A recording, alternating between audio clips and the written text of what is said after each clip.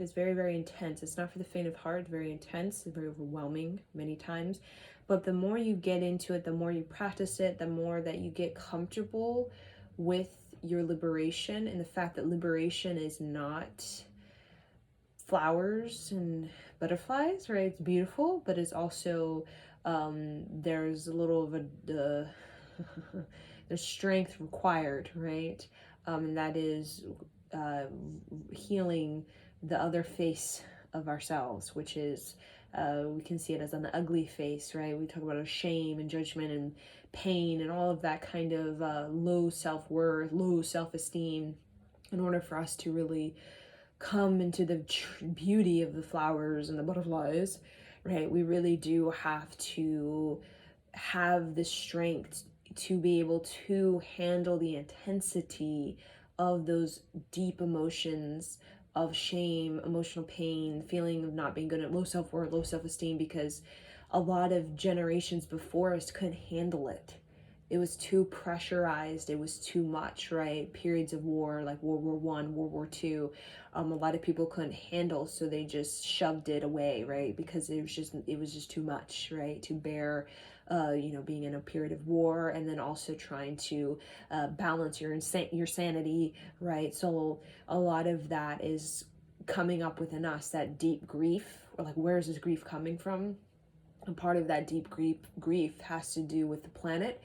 One, right? Because we're all empathetic to the planet and what's going on. Even if we're living in Canada, we can still feel the pains, the sorrows of people who live in like South Africa, for example, even though we're way far apart and major society difference, right? We're still a part of the same planet. We're just in different dimensions of the same planet, and we can all pick up on the different dimensions of this world. The third world countries, we can pick up on that, right? Because we may not be in that dimension, because we're all in our different society dimensions, but we definitely can pick it up, and we definitely can sense it, because we're biological beings that share the same sort of, we're part of the same sort of mother, right? We come from the same mother.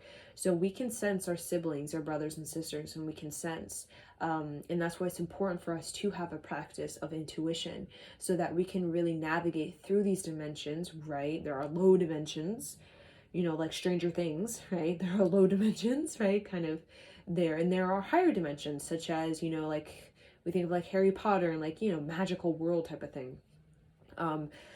But we need to know how to navigate both. It's not just navigating one and then like neglecting the other and being terrified of the other, right? Because as we know, when there's a catastrophe like a virus, right, it affects all dimensions of this planet, not just third world countries. It affects all kinds of leading countries, all kinds of countries in between, right? So it's in these kind of catastrophes that come up really show us how connected we actually are. We think we're, divided. I am not in a third world country. I live in the United States of America, so, I'm in my own dimension. That dimension can't touch me. But when these catastrophes happen, you realize, wait a minute, something that's happening in China can affect me in America, or me in France, or me, Italy, or me, wherever I am, right? And when those catastrophes happen, it really wakes you up and makes you realize, wait a minute, right? Wait a minute. We very much are connected, and we like to separate, we like to divide, and that's my country, this is my country. But then when we start to see how the effects of one area brings effects to another area, and then another area, and then another area, we really start to realize that we are very much empaths, and we very much a part of our journey of healing grief and overcoming grief, and not overcoming grief, but overcoming, but having more of a handle on it, right? Because it will come up again, right? In the future, right? That's part of, emotions. It comes and it goes, and it comes and goes. We can get a better humanity in the way that we can take the intensity of those emotions, and we can face them with greater strength in our ability to magnetize the healing properties and the healing qualities about those emotions, instead of magnetizing the destructive qualities of those emotions of shame, feelings, low self-esteem, low self-worth. And that's really what this practice intends. This is what this practice is about, yogic science. It really is about being able to, in the sorrow, the pain that's very intense to deal with, right? Because we're all humans, right? When those, we can feel what's going on in this world. We're all in our integrity. We all have a backbone. We can just look at an area or whatever's presented in front of us that might be in another country. We can just look at the magnetic pool of it and energetics. We can just see into it, and we can just know. We just can feel instinctually, like animals. They instinctually can smell disease, or they can instinctually kind of sense danger or dysfunction or something that's off, right? And they trust it. They don't just, they actually trust it, because they know their instinct is 100%. While our instinct is like 60%, right? We don't have that subtlety to be able to hear and sense a tornado 4 days or even 4 hours before it actually happens, right? We don't have that sort of subtlety yet in our own sort of biology. We have it, but we don't have it as strong as like the animals, for example. So part of this practice is learning, like I said, how to amplify the healing properties and qualities of shame, because everything, either it's, I'm in love, that's, we think, oh, that's so, easy, it's very healing, love, but we don't really think, oh, shame, is that healing? Or, that shouldn't be healing.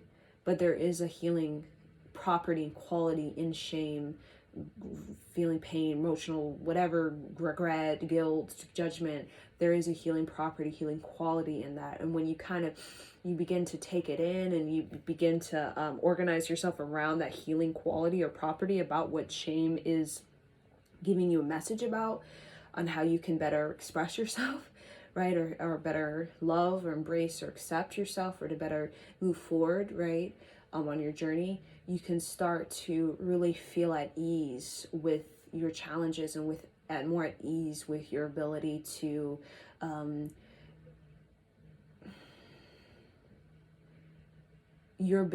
be sovereign with your choices, in your gift of transforming the generations and transforming the ancestors that are deeply, entirely fascinated by people who are in the generations, the ancestors, people who are taking it upon themselves, right, as an individual, to be a master builder, and to build from the ground up, or to destroy what was, to build from the ground up, to build something that is a lot stronger, stable, reliable, and a lot more balanced than what was before.